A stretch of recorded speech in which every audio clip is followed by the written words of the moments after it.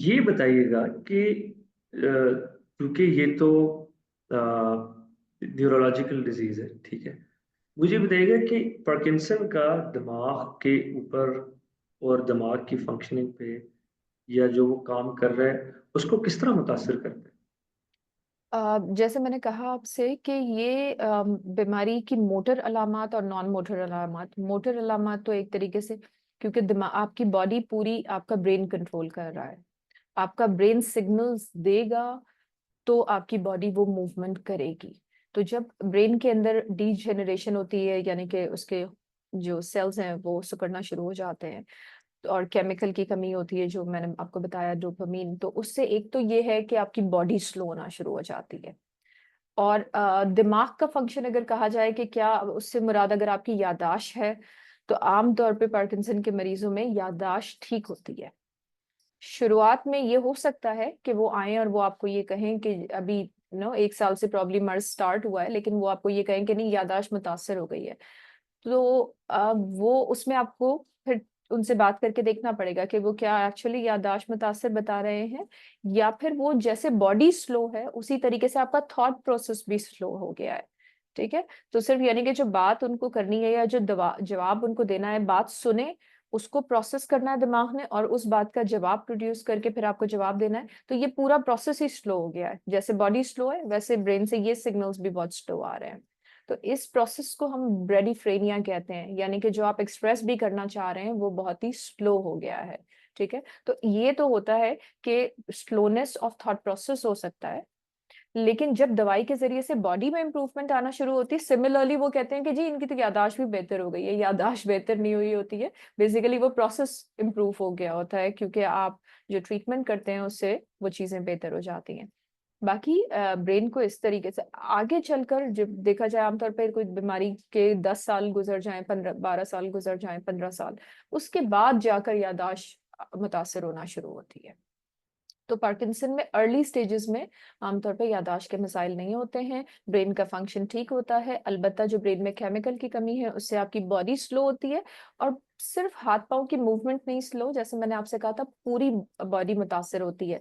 आपका मैदे का निज़ाम हजम आपका मुतासर होता है, आपके यूरिनरी प्रॉब्लम्स बहुत ज्यादा होते हैं, आपके स्लीप के इश्यूज हो सकते हैं, मुसलसल राल टपकना या सोते हुए राल का बहते रहना, ये एक प्रॉब्लम अक्सर मरीज बताते हैं। कुछ मरीज चक्कर की शिकायत करते हैं, बट वो अलामत ऐसी होती हैं जिन्हें एक न्यूरोलॉजिस्ट या बेहतर तौर पर मूवमेंट डिसऑर्डर स्पेशलिस्ट उसको अगर देखें उसको कि ये सिम्टम्स कहाँ फिट बैठ रहे हैं, तो वो ज्यादा मुनासिब होता है। और इसी तरीके से मूड के इश्यूज बहुत ज्यादा होते हैं जिनको डेफिनेटली एड्रेस करने की जरूरत होती है। थकावट का एहसास रहना मुसलसल, चाहे कितनी भी नींद ले चुके हों लेकिन थका हुआ फील करना, एनर्जी नहीं होना चीजें करने के लिए, ये सारी चीजें वो हैं जो कि पार्किंसन की बीमारी के साथ मरीज महसूस कर रहे होते हैं। तो जब हम इंटरव्यू करते हैं तो सिर्फ ये अलामतें नहीं पूछते हैं, अच्छा आप स्लो हो गए हैं और आपके चलने में दिक्कत है, बल्कि एक और इंटरव्यू भी होता है कि बॉडी में और क्या क्या प्रॉब्लम्स हैं। और स्मेल सेंसेशन का मुतासर हो जाना, ये भी एक बड़ा इंटरेस्टिंग फिनोमेना है कि पार्किंसन के पेशेंट्स के अंदर बहुत साल पहले से ही, बीमारी के कुछ मरीजों में होता है कि कुछ अर्सा पहले, लेकिन अमूमन ये जो 10 साल का प्रोड्रोमल फेज होता है, इस दौरान में स्मेल सेंसेशन मुतासर हो जाती है। तो वो वाहिद एक वो पॉइंट हो सकता है जो वहाँ पॉइंट जो पार्किंसन की तरफ में भी फ्यूचर में पॉइंट कर रहा होता है कि वो सूंघने की सलाहियत मुतासर हो गई है उनकी, या तो बिल्कुल उनको स्मेल नहीं आती है या स्मेल उनकी बहुत कम हो गई है। तो ये भी एक बड़ा सिग्निफिकेंट इम्पोर्टेंट फीचर है।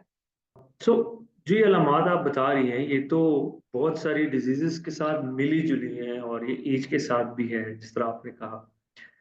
तो जितना इसका डायग्नोसिस मुश्किल है, आई बिलीव कि उतनी इसकी मैनेजमेंट या इसका जो इलाज है वो भी मुश्किल है। वो कैसे है, जरा उसके बारे में बताइएगा कि वो किस तरह से इलाज हो सकता है। क्या वो डिफरेंट कैटेगरीज हैं, सिर्फ वो दवाइयां हैं, या वो और क्या चीजें हैं जिससे आप इलाज कर सकते हैं। लुक्स लाइक ये बहुत पेचीदा मर्ज है डायग्नोज करने में भी और फिर मैनेज करने में भी। क्या ऐसी बात है या ये सिर्फ हम सोचते हैं सर। आई आई अग्री कि ये बात आपकी बिल्कुल ठीक है कि ये मर्ज तो बहुत पेचीदा है, क्योंकि आप देखेंगे आपके पूरे बॉडी के सिस्टम को, पूरे फंक्शन को मुतासर कर रहा है। हेड टू टो आपकी पूरी बॉडी इससे मुतासर हो रही है बीमारी से। और इस बीमारी को सीरियस लेना भी बहुत जरूरी है। सीरियस लेना इसलिए जरूरी है कि अगर हम राइट डायग्नोसिस और राइट ट्रीटमेंट शुरू कर दें तो पेशेंट्स की लाइफ बहुत बेहतर होती है। और मैं एज अ न्यूरोलॉजिस्ट और मूवमेंट डिसऑर्डर स्पेशलिस्ट ये समझती हूँ कि ये उन चंद बीमारियों में से है जिसका इलाज बहुत ही रिवॉर्डिंग होता है, यानी कि जिसको देख के आपका मरीज को जब आप ट्रीट करते हैं उनकी जिंदगी बेहतर होती है तो आपका दिल बहुत खुश होता है नो कि ये पेशेंट की जिंदगी इतनी बेहतर हो गई है। जब आपको वो आके छोटी छोटी बातें बता रहे होते हैं कि अच्छा ट्रीटमेंट से पहले तो ये भी नहीं कर पाते थे, अब ये कर पा रहे हैं, अब ये भी नहीं होता था, इसमें भी हेल्प चाहिए होती थी, अब ये सब चीजें खुद कर पा रहे हैं। So that is very rewarding you know. Complex बीमारी है बिल्कुल, नो डाउट। एज मैं ऑनेस्टली एज ए न्यूरोलॉजिस्ट भी इस बीमारी को बहुत सारे न्यूरोलॉजिस्ट के पास तो जाना बहुत जरूरी होता है अगर ये पार्किंसन की आप सोच रहे हैं कि अलामत पार्किंसन की हैं तो बेहतर है कि आप न्यूरोलॉजिस्ट के पास जाएं। लेकिन चूंकि आपको ये मैं बताऊं सिकंदर साहब, एक बहुत बड़ा प्रॉब्लम जो है कि हमारे पास नंबर ऑफ न्यूरोलॉजिस्ट ही पाकिस्तान में बहुत कम है। और फिर उस पे मूवमेंट डिसऑर्डर स्पेशलिस्ट देखा जाए जो कि मेरी स्पेशलिटी है तो वो तो फिर बिल्कुल ही चंद गिने चुने लोग हैं जो कि लिमिटेड नंबर है जो आप उंगलियों पे गिन सकते हैं। तो हर मरीज मूवमेंट डिसऑर्डर स्पेशलिस्ट के पास तो नहीं पहुंच सकता, लेकिन कम से कम अगर आप न्यूरोलॉजिस्ट एक अच्छा देख सकते हैं, उनके पास जा सकते हैं तो दैट वुड बी हेल्पफुल। क्योंकि अगर एक न्यूरोलॉजिस्ट के पास भी जाएंगे तो होपफुली इंशाल्लाह ताला डायग्नोसिस आपका हो जाएगा।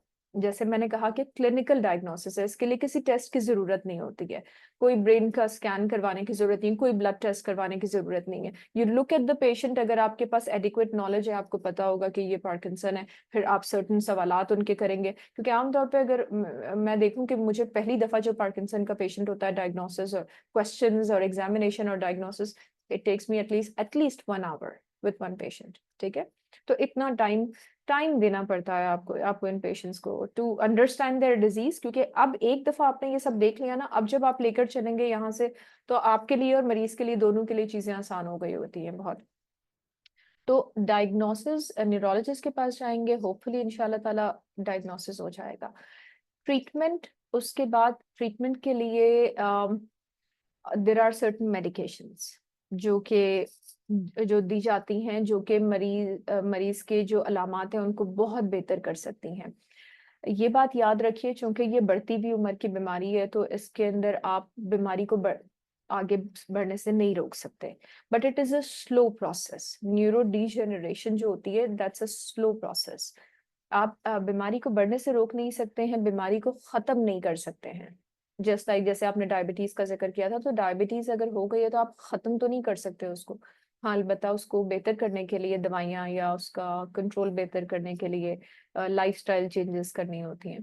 तो इसी तरीके से इस बीमारी में सर्टेन दवाइयाँ हैं जिसके जरिए से बहुत अच्छे रिजल्ट्स आते हैं, पेशेंट्स को बहुत बेहतर फील करते हैं, उनकी जिंदगी बहुत बेहतर हो जाती है, उनकी लोगों पे डिपेंडेंस कम हो जाती है। तो दवाइयाँ पहला सोल्यूशन। उसके साथ साथ जितनी दवाइयाँ अहम हैं उतना ही मैं आपसे अगर कहूँ कि बिल्कुल भी मैं उसको अंडररेट नहीं करूंगी, क्योंकि मैं हमेशा मरीज को ये बताती हूँ कि जितनी दवाई अहम है उतनी ही अहमियत वर्जिश या फिजियोथेरेपी की भी है, डिपेंडिंग ऑन के पेशेंट को किस चीज की नीड है। अगर पेशेंट अर्ली स्टेजेस में बहुत ठीक ठाक हैं, बेहतर हैं और सिर्फ वॉक करके और कुछ एक्सरसाइजेस करके अपने आप को बेहतर रख सकते हैं तो ठीक है वो कीजिए, लेकिन वो रेगुलर बेसिस पे कीजिए, क्योंकि वो सारी एक्सरसाइजेस या फिजियोथेरेपी आपके बीमारी को आपकी बॉडी के फंक्शन को बेहतर रखने में बहुत मददगार साबित होती हैं। जितनी दवाइयां काम करती हैं उतना ही ये एक्सरसाइजेस भी काम करती हैं। ये आपको तो पता होगा, हमारे पास पाकिस्तान में एक्सरसाइज को और फिजियोथेरेपी को बड़ा अंडररेट किया जाता है। ये समझाने की जरूरत है लोगों को, लेकिन और लोग समझ जाते हैं। आपको बताने वाला होना चाहिए, आगे लोग समझ जाते हैं। ठीक है, तो ये बहुत इंपॉर्टेंट चीज है। और इसमें और जैसे जैसे एज, जैसे मैंने आपको कहा ना, कॉम्प्लिकेशंस बीमारी की जितनी ज्यादा होंगी उसके अकॉर्डिंगली फिर फिजियोथेरेपी भी हमारी ऑल्टर कर सकती है, दवाइयां भी उसके हिसाब से हमें ऑल्टर करना होता है। क्योंकि बीमारी में जैसे जैसे बीमारी बढ़ती है तो उसके साथ कुछ कॉम्प्लिकेशंस भी पैदा होती हैं, दवाइयों से रिलेटेड कॉम्प्लिकेशन भी होती हैं, बीमारी से रिलेटेड कॉम्प्लिकेशंस भी होती हैं। उनके हिसाब से हमें दवाई को एडजस्ट करना पड़ता है, उनके हिसाब से हमें फिजियोथेरेपी को भी ऑल्टर करना पड़ता है। क्योंकि जैसे मैंने कहा कि बैलेंस के जो मसाइल होते हैं या जो स्पीच के मसाइल होते हैं वो दवाई से हल नहीं होते हैं। उनके लिए फिजियोथेरेपी और स्पीच थेरेपी ही एक प्रॉपर हल होती है उस चीज का। ठीक, तो दो तो ये चीजें हैं जो मेन स्टे ऑफ ट्रीटमेंट, अगर मैं कहूँ कि जो इलाज का मेन तरीका है वो दवाइयाँ और फिजियोथेरेपी है। उसके बाद आती है, आपने जो पूछा कि और ऑप्शंस या कोई और चीज, तो उसमें आती है surgery. Surgical option is there for Parkinson's disease which is called, इसको DBS कहते हैं, डीप ब्रेन स्टिमुलेशन सर्जरी। ये पार्किंसंस डिजीज का FDA अप्रूव्ड तरीका इलाज है। लेकिन कुछ इसके लिमिटेशंस हैं। नंबर 1, मरीज की जो सिलेक्शन होती है, पार्किंसन का हर मरीज DBS का कैंडिडेट नहीं हो सकता है। तो जो कैंडिडेट सिलेक्शन होती है वो बहुत इंपॉर्टेंट चीज होती है। ये हमें देखना होता है, और इसके लिए प्रेफरेबली द पर्सन, जो भी मरीज है उनको मूवमेंट डिसऑर्डर स्पेशलिस्ट के पास ही जाना चाहिए। क्योंकि बाकी अगर देखा जाए कि बाकी ट्रीटमेंट के हवाले से ये जो DBS का ट्रीटमेंट है ये काफी पेचीदा भी है, और मतलब सर्जरी होने से पहले भी और सर्जरी होने के बाद भी जो मैनेजमेंट है इसकी वो काफी पेचीदा है, और वो एक मूवमेंट डिसऑर्डर स्पेशलिस्ट ही हैंडल कर सकते हैं। तो एक तो ये कि पेशेंट सिलेक्शन इसमें बहुत इंपॉर्टेंट है, दूसरा ये कि सर्जरी एक्सपेंसिव पड़ी है।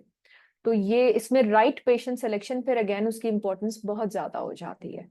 ठीक, और कुछ ऐसे तरीका इलाज हैं जो अनफॉर्चुनेटली पाकिस्तान में मौजूद नहीं है। वो उन चीजों के ऊपर तो बात करना भी कोई फायदा नहीं होगा। अच्छा जी। तो ट्रीटमेंट आपने बिल्कुल बताई, इसकी ट्रीटमेंट है, पॉसिबिलिटी है, और ये स्लो प्रोग्रेशन के साथ है। तो ऑफ कोर्स इसको मैनेज किया जा सकता है, you know, through medication, through therapies, lifestyle hmm management. हम्म ये बताइएगा कि इसकी वजह से, एक आपने सर पहले ही बताया कि ज़हनी सेहत मुतासर होती है, तो इसकी वजह से डिप्रेशन या एंजाइटी कितनी बढ़ती है?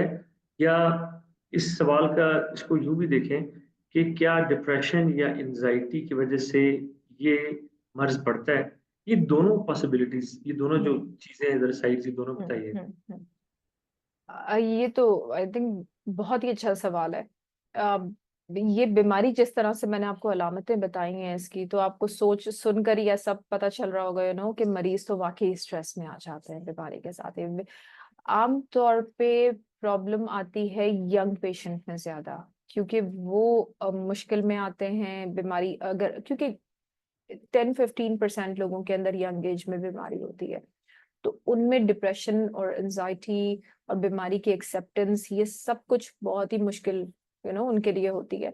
तो डेफिनेटली उनका डिप्रेशन और एंजाइटी का लेवल बहुत ज्यादा हो जाता है, बीमारी की अपनी वजह से भी होता है और बीमारी की एक्सेप्टेंस के हवाले से भी होता है। तो यस, फिर क्या डिप्रेशन की या स्ट्रेस की वजह से बीमारी की बढ़ सकती है? बीमारी तो नहीं बढ़ती है इटसेल्फ, बट बीमारी की कुछ अलामत ऐसी होती हैं जो स्ट्रेस की वजह से ज्यादा हो जाती हैं, क्योंकि अक्सर ये पेशेंट्स बड़े एंग्शियस होते हैं, बहुत स्ट्रेस में जल्दी आ जाते हैं।